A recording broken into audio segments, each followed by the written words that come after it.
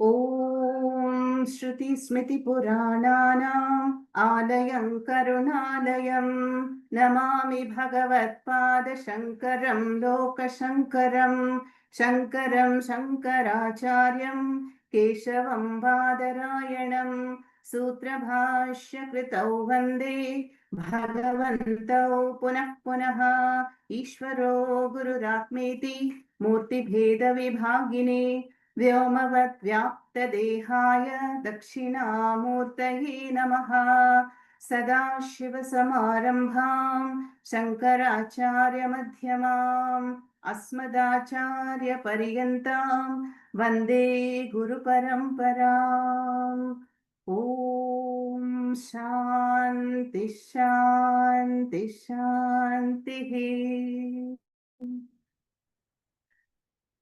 Chapter 18, the Antima Adhyaya of Bhagavad Gita, Moksha Sannyasa Yoga, begins with Arjuna seeking clarification on two words, Tyaga and Sannyasa, both of which are interchangeably used and both mean renunciation. So he says, Keshava, what is the truth of both these words? And we saw how Krishna talked about the two levels of renunciation. So initially, the Shastra advises one on the Pravritti Marga to live a devoted religious life of yajna, danam, tapas, role-playing, all as Ishvara Arpanam. Yeah?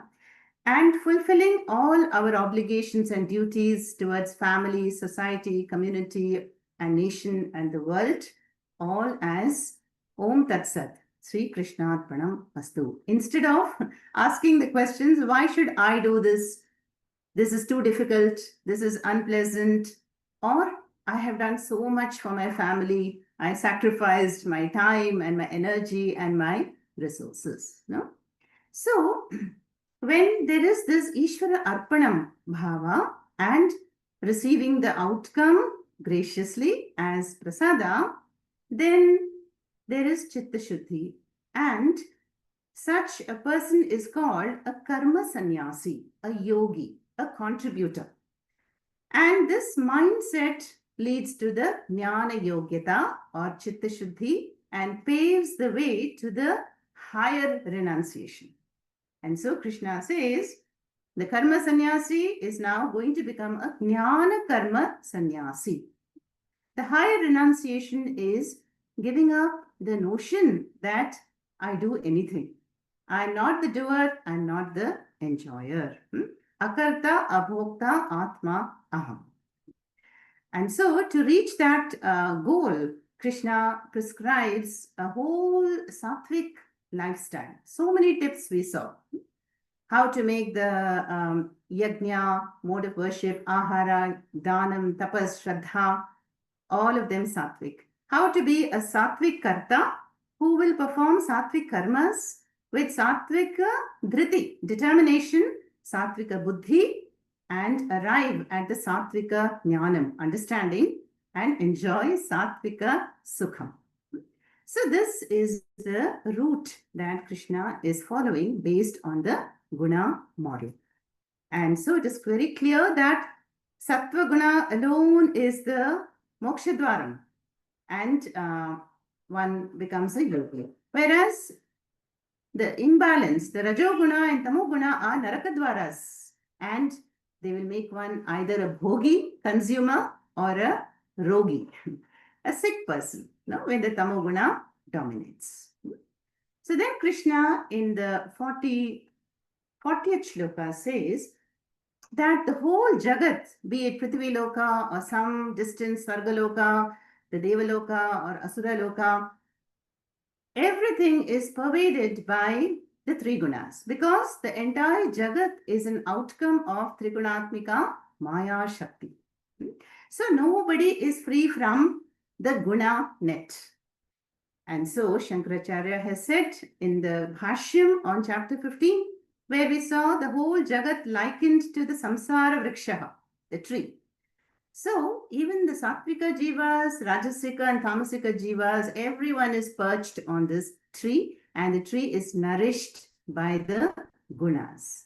So the only way to be free from the grip of the gunas is to know the root, urdhva moolam, adaha shakham, urdhva moolam of the samsara vriksha, and that is nirguna para brahma. So we already saw that how to gain the self-knowledge, which is the root of the samsara vriksha, and be free and fly off this vriksha. And now we begin another section. And in the topics, let us review the topics again in this chapter. So we saw the two terms, sannyasa and tyaga, then a little jnana yoga section, and then the sattvic, karta, karma, buddhi, dhriti, sukham, jnanam. Now we are going to see what does Krishna have to say about one's swadharma. No? What is the field of activity that is chosen for each one of us? Is it also guna based? And now Krishna is going to unfold the section which was briefly mentioned in chapter 4. Chatur varnyam maya srishtam gunakarma vibhagashah tasya kartaramapi vidhya kartaramapyayam. In chapter 4, Krishna said, O Arjuna, the whole world or the humanity, I have classified them in a fourfold way. But even though I am the karta, but yet I do nothing. So that shows the power of the Maya. So here in the 41st shloka, Krishna says, Brahmana kshatriya visham shudranam cha parantapa karmani pravibhaktani svabhava prabhavair gunaihi. So the basic guna composition, the guna composition is, what is the combination of sattva, rajas and tamas that I have as my basic nature? So we have all inherited a certain svabhava at birth from the past, and then the guna composition also changes over time. So the three gunas, they lead to four kind of mindsets. So we know this. They are the brahmanas, kshatriyas, vaishya, and the shudras. So we have seen this as, who is a sattva guna pradhana?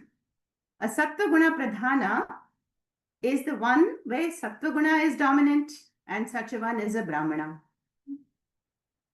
Then rajas dominating is a kshatriya, where sattva is supporting. Then vaishya is also rajas dominating, but tamas is supporting.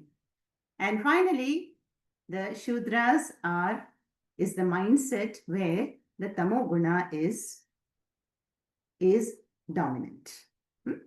Now, when the sattva guna is dominant, then the mind will be contented, will be contemplative. And here Krishna also talks about what kind of mind is the mind of a Brahmin. He will have shamaha, damaha, tapas. There will be mastery over the mind and sense organs. There will be austerity, purity, and kshantihi, accommodation, arjavam, straightforwardness. In short, Daivi Sampat will be there. And Jnanam and Vijnanam will be there. So, a Brahmana will not only pursue knowledge, but also share knowledge with others. This would be the karmas. So, who are the Brahmanas in the world? So, they would be the philosophers, research scholars, the teachers, the Rishi Munis, who are devoted to the study element. In fact, there is one section in the Mahabharata where there is a story about a snake king. The snake king appears as a python and traps Bhima. So Bhima is struggling to be free from the python and can be saved only if the question is answered. And so what is the question here? And Yudhishthira comes to the rescue as usual. And the snake king asks the question, answer me, who is really a Brahmana? Is one a Brahmin by birth, Jati Brahmanaha, or Gunataha Brahmanaha by Guna? And Yudhishthira says, a Brahmin, a true Brahmin is the one who is endowed with Shamadamadi Shatka Sampatihi and who has a sadhu bhava. And such is a true Brahmana. Then if one is born in the Brahmana kulam but lacks these qualities, then he should be recognized as a Shudra. Then on the other hand, one from the Shudra family kulam possesses these qualities, noble qualities like restraint, mastery of the mind, peace, contentment, he should be considered a Brahmana. So that is a story from the Mahabharata. Then who are the Kshatriyas? Here also Krishna explains in 43rd shloka. Kshatriya mindset will be one who is endowed with Shauryam, courage, heroism, and Tejas, brilliance, Dhritihi, determination, and Dakshyam, Danam. Then Yuddhecha, Apalayanam, one who will not run away from a challenging, adverse situation. So the Kshatriya mindset is that which will protect the helpless and the weak and who will uplift the people. So they will be the administrators, the soldiers, the defense forces, armed forces, and they are also capable of doing dhanam. We hear of kings, donating lands and wealth to the poor in the past. So these would be the Kshatriyas. Now we have the third Varna. This is the Varna Vyavastha. Varna does not mean caste, but it is by nature, by the mindset. What is the field of activity suited and compatible with which kind of guna nature? So in the Vaishya, we saw what is the guna dominant. Again, it is Rajas, but this time it is somewhat mixed up with Tamas. So unlike the Kshatriya Rajasic mindset, now there is a profit orientation. So the Vaishyas tend to be those, here Krishna says, Krishi Gaurakshanam Vanijyam Vaishya Karma Svabhavajam Paricharyatmakam Karma. So the Vaishyas would be, involved in the cash flow, business, trade, commerce, yeah. But there is also an element of profit in it. What do I gain by all this?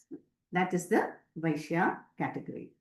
Then finally, last but not the least, are the Shudras. The Shudras are called here Paricharyatmakam Karma Shudrasyapi Swabhavajam. So the Shudras would be the ones in whom there is a dominance of Tamas. Now what does Tamas do? Tamas veils the mind. So there is no proper motivation, no initiative, there is a dullness and a passive outlook on life. So what is the field of activity suited for the Tamo Guna Pradhana people? Labor, physical labor, factory workers, and they tend to be the support system for us, like our drivers, security guards, who just stay in one place and not much thinking or planning or organizing is involved. But again, in all the four Varnas, we see in the Vedic society, they all coexisted harmoniously. There was no inferior or superior karma. So all of them are likened to the limbs of the cosmic Purusha. The Vedic Suktam, Purusha Suktam describes this, how the Brahmanas are like the head of the cosmic Purusha. And the Kshatriyas are like the arms which protect us. Yeah. The Vaishyas are like the thighs. And finally, the feet, most important feet, are supporting the whole body. And that is the Shudra mindset, So they help us, help all the other Varnas. Now, today, of course, this Varna Vyavastha has more or less collapsed, whereas the Vedic society, a son of a priest would marry the daughter of another priest and would become a priest also. So the lineage would continue. But today, we find Brahmanas can, go abroad and they join the IT sector. So they're earning money.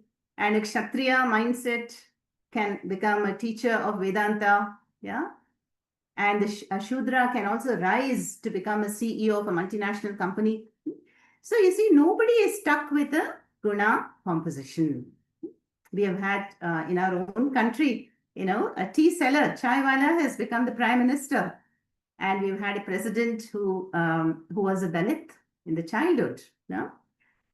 And even in Manisha Panchakam, which we have studied, which is a beautiful prakarana by Adi Shankaracharya.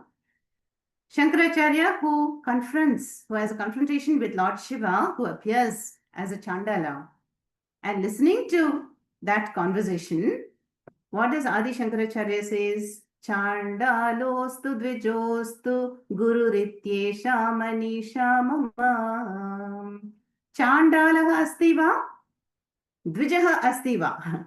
Mama guruhu iti esha mama manisha. So the one who has Atma Jnanam and has gained self-knowledge, may that person be a Chandala, outcast, or a Dvijaha, Brahmanaha. Such a person is my Guru, and there is no doubt about it. So this is the connection which now Krishna, covers from 41 to 49 verses between one's Swabhava and one's Swadharma. Our own times, we have Dr. Arvind Rao Garu, who most of us have met. He used to be in the IPS, police service, and he would encounter Naxalites in Andhra Pradesh. But then he realized one day that this is too, high maintenance, and it's very turbulent, this profession. So slowly he planned his pre-retirement, and then he studied Sanskritam, became a doctor, gained a doctorate in Sanskritam, studied Vedanta under various gurus, and today he is a Vedanta Acharya, online and offline. So this is what Krishna says, may one maximize sattva, upgrade and fine-tune the mind, manage rajas, and minimize the tamas. Now, the Swadharma in the shloka number 45, Krishna says, this Swadharma, like yajna, danam, tapas, is to be offered unto Ishvara. So we see, Sve Sve Karmanya Bhirataha Samsiddhim Labhate Naraha Swakarma Nirata Siddhim Yatha Vindati Tatshrinu. Sve Sve Karmani Abhirataha Samsiddhim Labhate Naraha Swakarma Nirata Siddhim Yatha Vindati Tatshrinu. So Krishna says, how does one contribute back to the universe? Now we are at the receiving end. We have received everything. We're continuing to receive the bodies and the world, the resources, parents, sun, moon, nourishment at all levels. How does one give back? Should I go to the Gulf and to, fight for peace? Or should I be protecting the rainforests in Amazon? Or even go to the slum dwellers in Mumbai and help the people? All these are good ideas. But Krishna says that it is enough if you offer your own svabhavajam karma and through the proper devoted performance of your karma. So that is the shloka number 45. And by offering one's own karma or dharma, siddhim vindati manavaha, one attains that success. And how are we going to offer our karmas? In a proper puja at home, we offer flowers at an altar. But how can we offer the actions? By the devoted performance. And there we have this next shloka, very important shloka, and Puja Swamiji's all-time favorite. Yatah pravrittir bhutanam yena sarvamidam tatam swakarmana tamabhyarcha siddhim vindati manavaha. So the first line talks about Ishvara, from whom this entire Jagat has manifested, by whom the whole Jagat is tatam, pervaded. So who is Ishvara really? Ishvara is the all-pervading Jagat Karanam that is manifest as the countless countless vibhutis in the world, countless entities, the lokas, and the laws like law of gravity, law of karma, dharma, and also including our karma phalam manifesting. All the situations that every jiva has to undergo is manifesting by the hidden law. And who is the lawmaker, the creator? That is Ishvara. So the first line in this shloka, 46, Yataha pravrittihi bhutanam yena sarvam idam tatam. Idam is referring to Jagat. So the whole Jagat is pervaded. Pervaded by whom? That is Ishvara. So now the shloka is going to talk about how to do the cosmic puja. How can I do the dynamic worship of Ishvara, of such an Ishvara who is everywhere, not just in my puja room, in my altar, but everywhere. And so, second line says Swakarmana tam abhyarchya. Tam is Ishwaram. Unto that Ishvara, who is all pervading like space, I offer by being a cosmic participant, by the devoted performance of my own duty. Swadharma, which is Swabhavajam karma, in accordance with my Swabhava. And again, Siddhim Vindati Manavaha. Now you see the whole nature. We see that the nature appears to be doing this all the time, offering their karmas, the sun shining, earth spinning, wind blowing, and the grass growing, the trees, rivers, they're all the time offering, effortlessly, without any hesitation, without any resistance. Yeah. So like that, Krishna says, may one obey that order of Ishvara by, without complaining, without resisting, can I offer the devoted performance of my duty. Swakarmana tam abhyarchya, as Ishvara arpanam. No? Now, why is Krishna entering into all this discussion? Because Arjuna is a Rajoguna Pradhana Purusha. Yeah? And his duty is a Kshatriya duty, to fight the adharma. But what is Arjuna seeking now? He's seeking to change his duty. Yeah, he wants to adopt and escape into the Brahmana duty. And that is why he keeps asking, Krishna, can I take sannyasa? Can I seek solitude and pursue knowledge and seek a guru and sit quietly? But then we just saw the analysis that everybody is born with an innate swabhava disposition. There are certain inclinations and tendencies, and that determines the field of activity. So Krishna says, Sadosham api, vigunaha api, you do your karma. That is, even if one's swadharma is improperly performed and it is defective, yeah, and it has vigunaha, it is without merit, still one must do it. Why? Krishna explains that also, sarvarambha hi doshena dhumena agni rivavritaha. Is there any perfect action in the world? Every action will have some shortcoming or limitation. Like fire, you cannot have fire without smoke. So Arjuna, and through Arjuna addressing all of us, that when we change the situation, when we do not do what is to be done, our swadharma, what is likely to happen? We have a new set of parameters to deal with. So when we follow our own swadharma as per the swabhava, then there is a natural aptitude. There's a natural inclination to do that. And that is why Krishna has said in the earlier chapters, Swadharme nidhanam shreyaha, paradharmo bhayapahaha.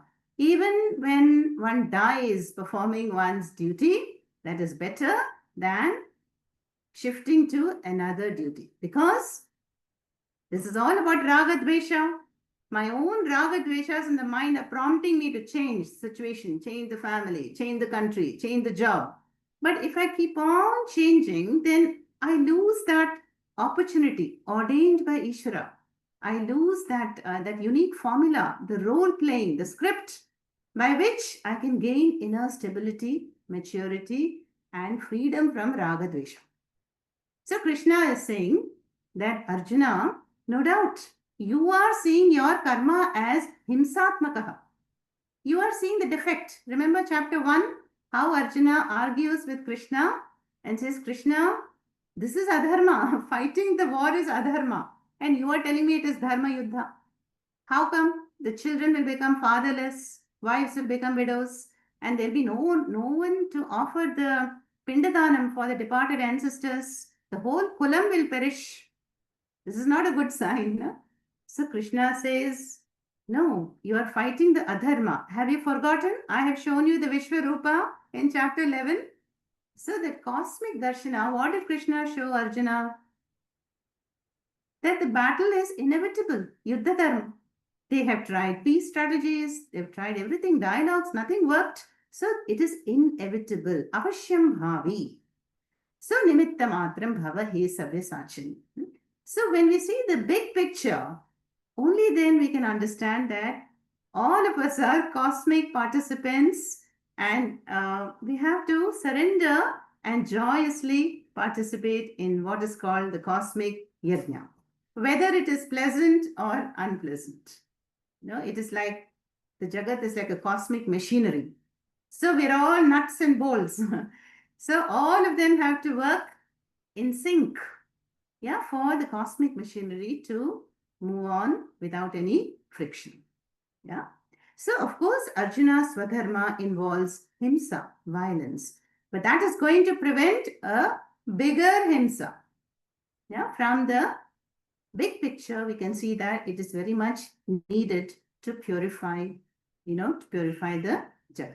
So Krishna keeps encouraging Arjuna, Uttishta, Yudhyasva, you do what is expected of you and perform.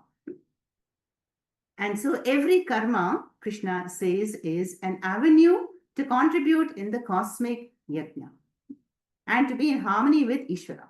If I don't do what is to be done, if I don't accept the situation, that inevitable, choiceless situation in my life, then it is as though I am resisting Ishvara.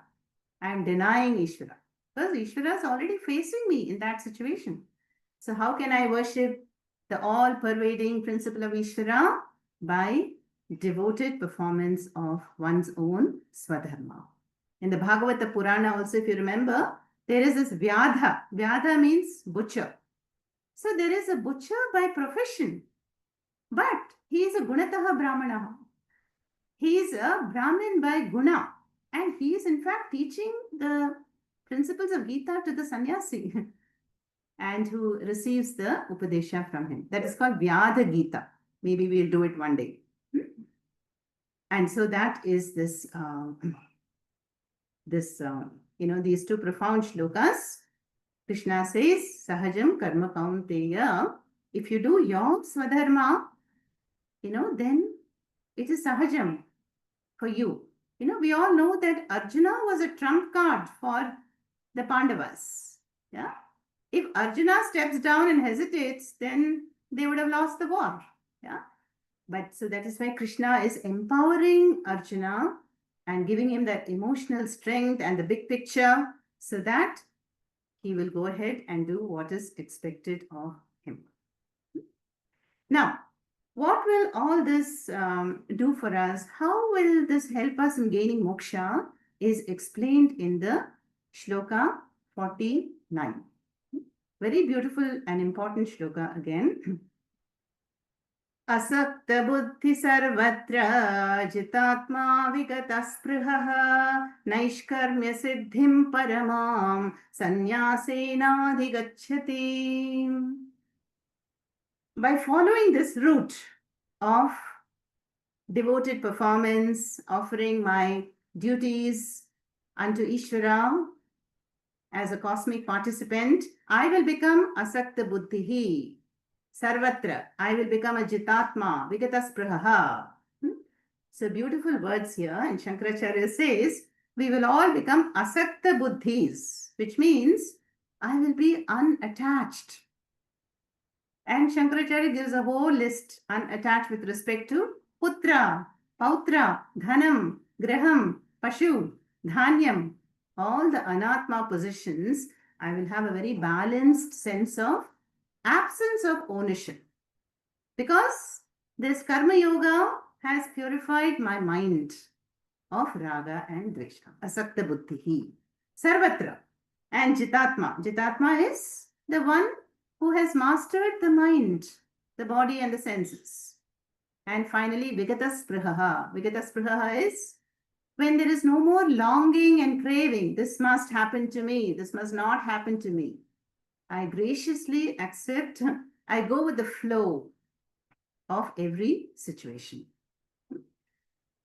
Such is the attitude and life of a karma yogi. Then what will happen to this karma yogi? Naishkarmya siddhim paramam sanyasena adhigacchati. Naishkarmyam, we saw this word long time ago in a very early chapter. Naishkarmya means actionlessness. Yeah. So we also know that nobody can give up karma. Can we remain still for 1 hour, 2 hours, maybe? Even that's highly unlikely. And so, nahi kaschit kshanamapi jatu tishtati akarmakrit. Krishna says nobody can stay still even for a moment. Then how can I be actionless? Sanyasena. Here the word sanyasena is to be interpreted as jnanena. That is by pursuing jnana yoga. What is jnana yoga? Atma anatma viveka vichara. Knowing clearly, distinctly that it is anatma that acts.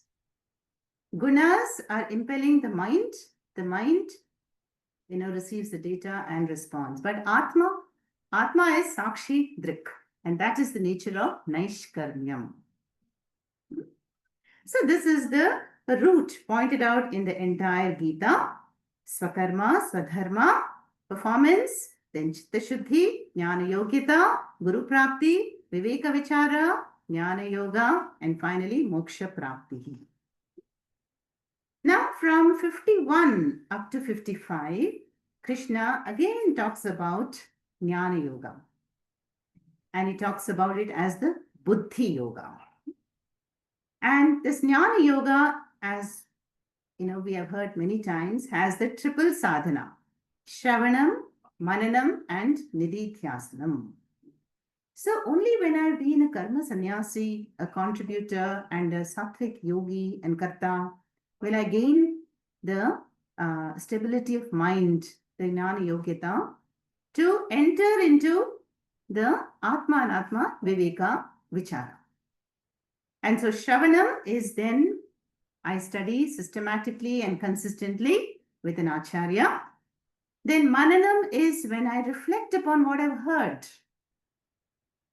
And I reflect upon the teachings and I remove the doubts. Samshaya Nivritti happens. Then finally, Nididhyasanam is about owning up the truth. So even after decades of Shravanam and Mananam, then I'm not able to enjoy the Jnana Phalam. Why? Because I have not owned up the truth. So Nididhyasanam is a Vedantic contemplation. So every day when we spend a few minutes in Atma Chintanam, then I'm able to see clearly that yes, there is a principle of awareness, Sakshi Drik, which is uninvolved, witness of all the activities. And all the activities are being prompted by the gunas. And the gunas compose the mind, the nature in the mind. So that is called the Jnana Chakshuhu. So this Jnana Nishtha is the result of Jnana Yoga. And that is the clear knowledge. So what will happen then? Krishna says in 44th shloka, Brahma Bhuta Prasannatma Na Shochati Na Kangshati Samam Sarveshu Bhuteshu Mat Bhaktim Labate Param. So beautiful shloka here. Krishna says, this person, this Jnana Karma Sannyasi will become a Brahma Bhutaha. Brahma Bhuta means Brahmavid. Yeah, Brahmavid, Brahmaiva Labhate. Bhavati. So this Brahma Bhutaha is knowing oneself as Atma Brahma. And such a one, Krishna says, Na Kangshati, there is no more a desire to be different, desire to do anything. And also there is no grief anymore. Na shojati. Atmavit shokam tarati.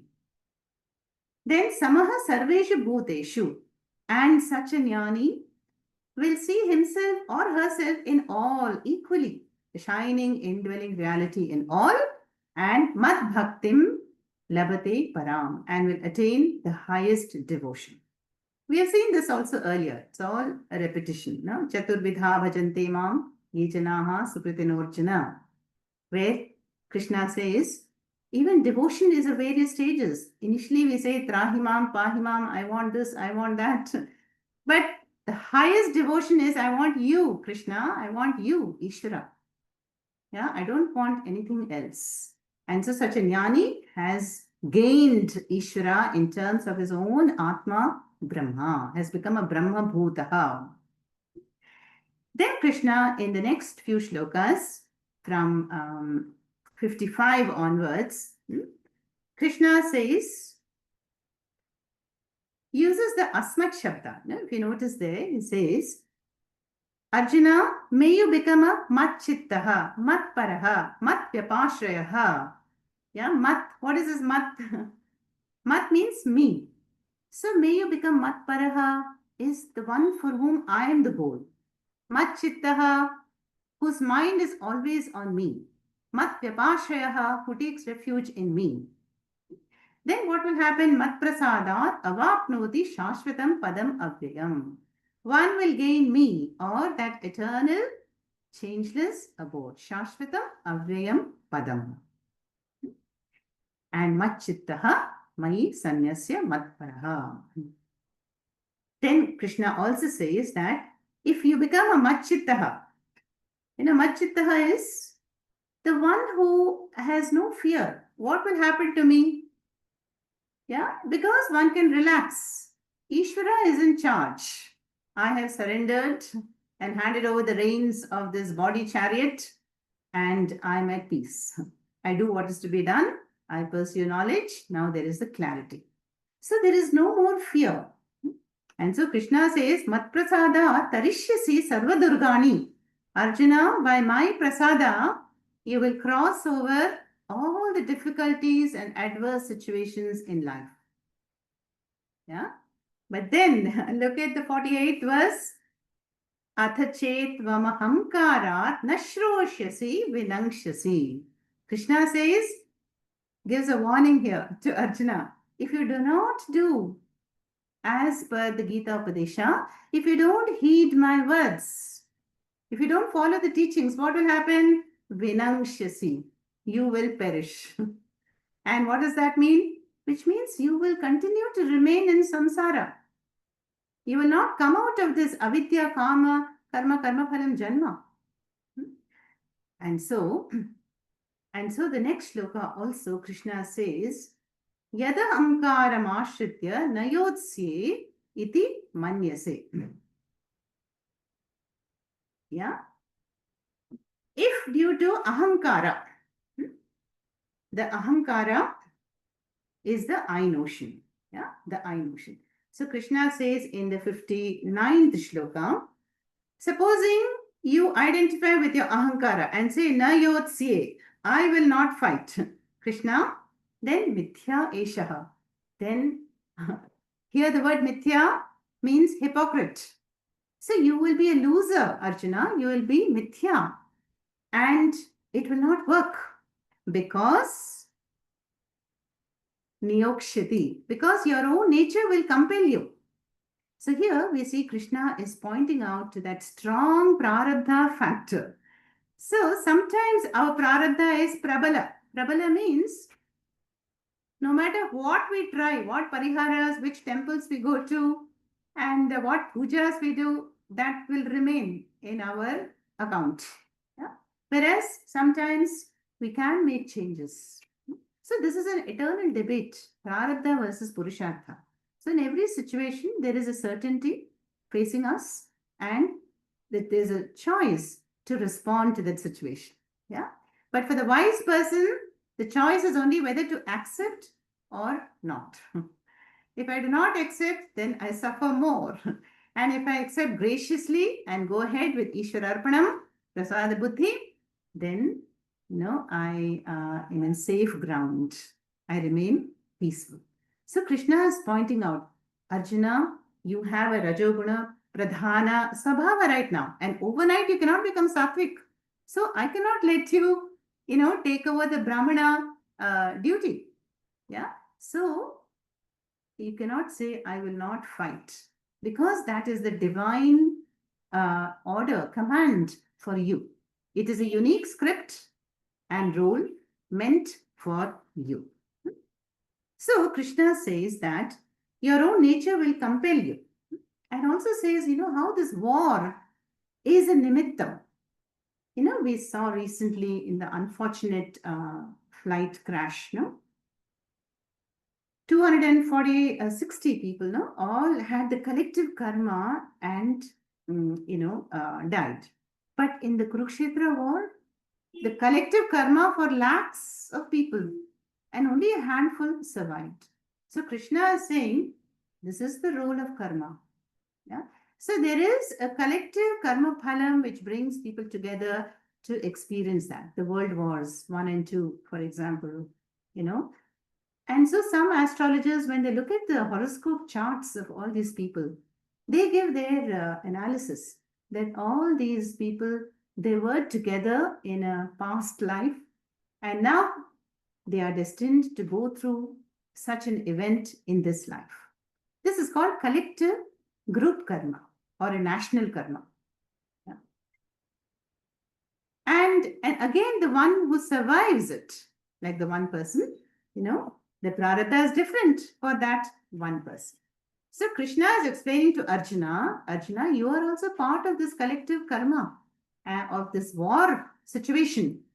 And so, you surrender to the situation and you perform what is to be done, because it is avashyam bhavi. Now, so Krishna says in the 60th shloka, Swabhavajena kaunteya nibaddhasvena karmana kartum nechasi yanmohat karishyasya vashopitat. So our nature, Swabhava binds us in a way, is it not? When we get up in the morning, we are pushed. I drag myself out of bed and somehow I start yoga, then I feel a little better. Then I have to, get the kids ready or the family ready or work. So the nature will compel us in a certain direction. But if you mohat, because of moha, if you say, I will not fight, I will not do what is expected of me, then avashah api, despite you, nature will win. It will compel you to take this. Let us imagine, supposing Arjuna does not fight the war, which fortunately did not happen. So if he retreated to a quiet corner in Rishikesh, then what would have happened? Breaking news. The newspaper had the breaking news. Arjuna, that coward, he ran away even before the battle began. And what will be Arjuna's state of mind? He'll be brooding. Oh, all the Shastra Vidya that I've learned from Dronacharya, I could not prove my competence. I walked away. Now I feel guilty. I'm filled with conflict, and that will make you sad. So Arjuna would have lost the opportunity to excel and prove his competence and win the war for the Pandavas. Yeah. And that is why today we have the Arjuna Award given by the government, to people who excel in sports and other fields. So, and that is why parents name their sons Arjuna. Yeah. So Arjuna is the great one who received the teachings and he did what is to be done.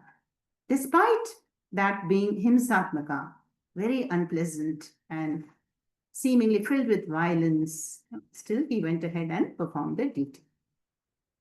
Now let us look at the 61st shloka, which is again a very important shloka. Ishvara sarvabhutanam hriddeshe junatishthate Brahmayan sarvabhutani yantrarudhani mayaya. Ishvaraha sarvabhutanam hrit deshe he Arjuna tishtati. Brahmayan sarvabhutani yantra rudhani maya.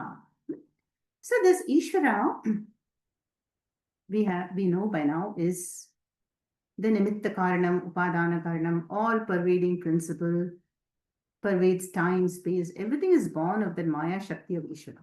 But where is Ishvara? How can I connect with Ishvara? So here the shloka says, Sarva Bhutanam Hriddeshe Tishtati Ishvaraha. So the Ishvara is the shining Atma Tattvam indwelling all the beings, seated in the hearts of all. So that word Hridayam is not the biological heart, we know that. It is a spiritual heart, the space of awareness. Also called Buddhi Guha. In the cave-like Buddhi, that is where the Atma can be known and recognized. So Shankaracharya says, Upalabdhi Sthanam. That is where I'm going to recognize Ishvara. So first I recognize the Atma in myself, and then I can see the shining reality in every being, including an ant, a mosquito, everyone. Now, seated in the hearts of all, what does that Ishvara do? Brahmayan. Brahmayan means spin. Spin, is pushing all the worlds and the jivas and the lokas. Right now, the earth is spinning at an amazing speed. And so, Ishvara Brahmayan is like the puppeteer. How? Because Ishvara is the karma phala data. So, every action will bear an outcome. So, Ishvara is connecting the cause and the effect. These unpleasant incidents we see. How else can we account for it except that it is a karma phalam? We cannot see the invisible cause, but we see the visible result. And who is causing it? Ishvara, as karma phala data. And so Ishvara is spinning. How does Ishvara do that? Mayaya, by the power of his Maya. So the Maya is the power of Prakriti. We just have to switch on the news. Himachal Pradesh devastated by winds, Prakriti mo, tsunamis, earthquakes. But at the center of every whirlpool, there is that I which is actionless and motionless. That is Ishvara.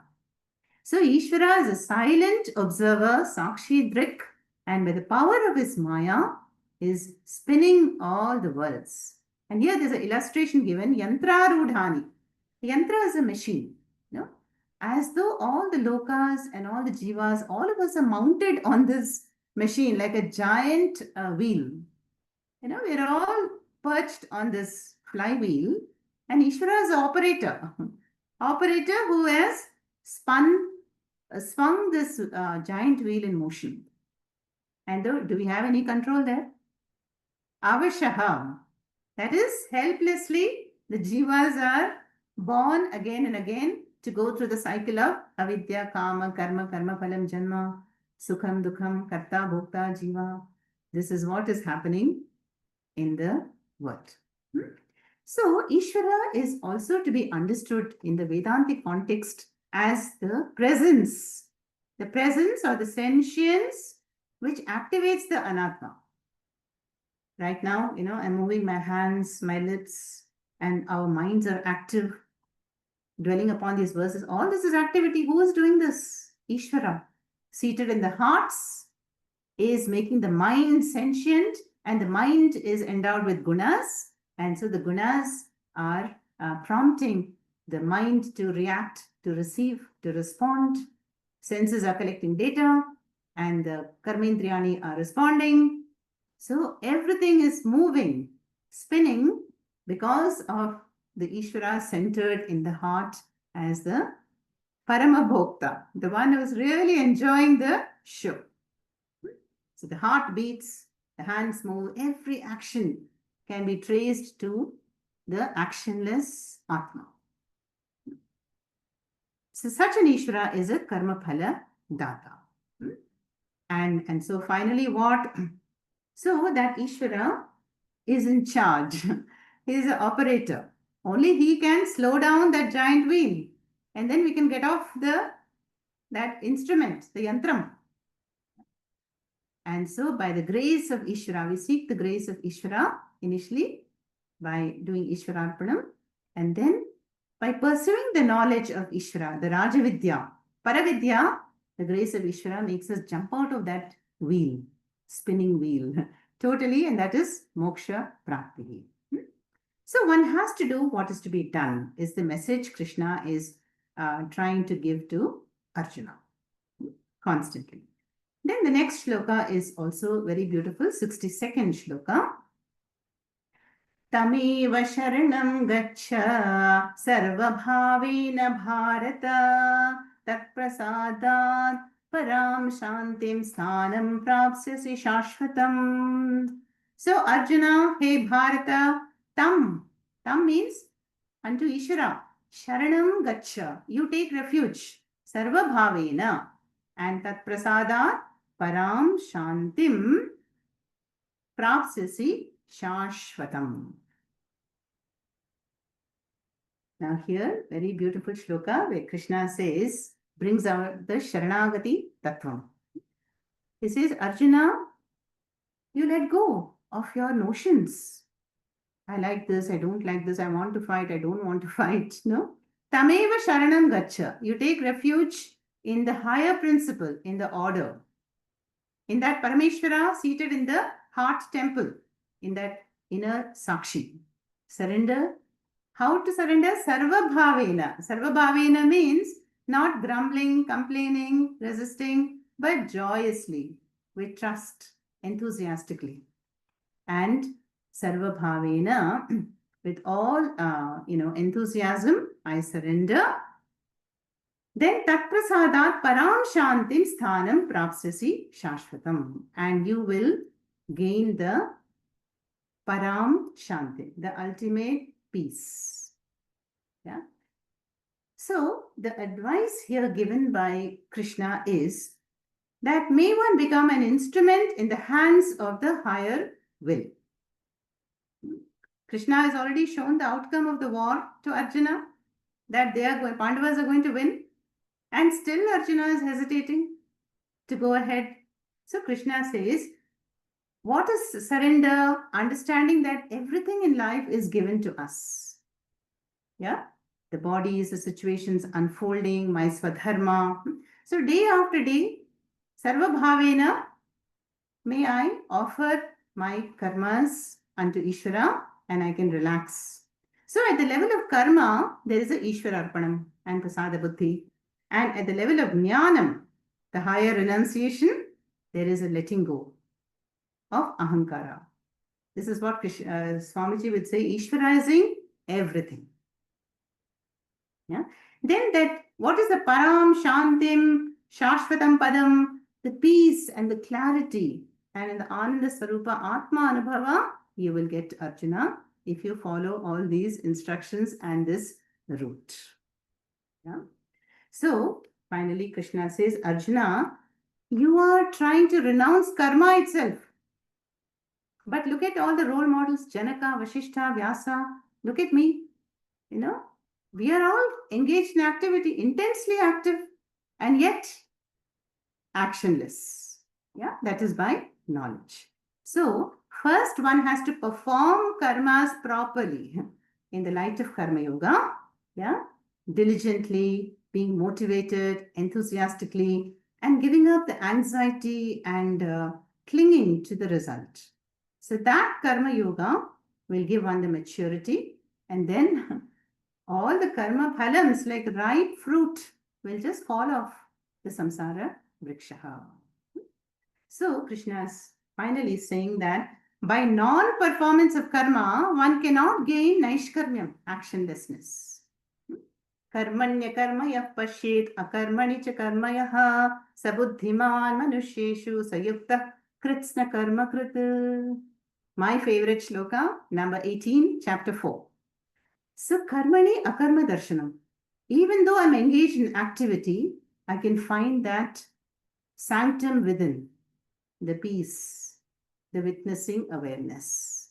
So the one who sees action in inaction and inaction in action is a wise person and there is nothing more to be done by that person. He is fulfilled bhakta and he is a krita krityaha.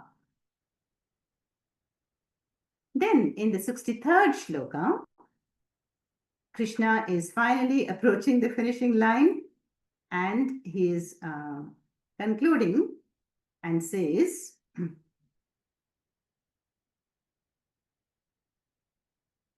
Iti te jnanamakhyatam guhyad guhyataram maya vimrishya etadeshe na etat asheshena yathechasi tatha kuru. This is number 64. So Krishna says that, this most secret and highly subtle vidya, paravidya, rajaguhya, yoga vidya, I have given you. When did Krishna start? 11th shloka, chapter 2. So from chapter 2 to 17, 18, Krishna has been empowering Arjuna with all the Upadesha, removing the cobwebs of doubt and delusion and moha, and says, by me I've given you. Now what? Vimrishya. Vimrishya means you reflect over all this. Yeah, you think of the pros and cons. I have empowered you. Then what? Krishna finally gives the full freedom to Arjuna. Yathechasi tatha kuru. Yatha ichhasi. Now, nee enna venalum pannikko. That is, do as you please, my dear. Now, why does Krishna say this? All along, Krishna has been saying, no, you cannot take sannyasa, uttishta, yudhyasva, you have to fight. Now, Krishna says, you do as you wish. Because no guru can tell a shishya what to do. So, one can only give the truth, the teachings. And in the light of the teachings, one has to then act in the most appropriate way. So now Krishna appears to be confident that Arjuna will go ahead and fight. So every guru can make out from a shishya's eyes whether they have understood the teachings or not. But in the Zoom session, I don't think that's possible. So I can do that now, In an offline session, we can make out who's sleeping in the class, who is awake, and who has the eyes open and sleeping, and one may be closed eyes and listening. All this can be seen in an offline class very easily. Yeah. And so Krishna says, is hoping that Arjuna will do the right thing. Now, after this, the 64th shloka, Krishna says, Sarva Guhyatamam Bhuyaha. Now, again, Krishna makes a U-turn and comes back. And one last time, Krishna summarizes the whole teaching. That is only two things, Karma Yoga, Jnana Yoga. So, the 65th shloka is the capsule verse on Karma Yoga. And the 66th shloka is the Charama shloka, most important shloka on Jnana Yoga. The ultimate surrender, Sarvadharman Parityajya. Sarvadharman Parityajya Mamekam Sharanam Vraja Aham Tva Sarva Papebhyaha Mokshayishyami Ma Shuchaha. And so these two capsule-like verses, given by Krishna in the very end, we will do in the next session, the final session. And then we are going to see how Arjuna will totally submit himself and says, Nashtaha mohaha smritihi labdhva. I will do as you say, Krishna. So, it's not easy to do an unpleasant activity, right? So the mind will naturally resist. But if I am a mumukshu, I am a karma yogi, then I go through these inevitable choiceless situations in life for my own growth, and stability, and because I want that param shantim, that shashvatam avyayam padam. And so Then we have the last 10 or 12 shlokas, which we'll complete another time. Om Purnamadah Purnamidam Purnat Purnamudachyate Purnasya Purnamadaya Purnamevavashishyate Om Shanti Shanti Shanti Harihi Om Shri Gurubhyo Namaha Harihi Om Tat Sat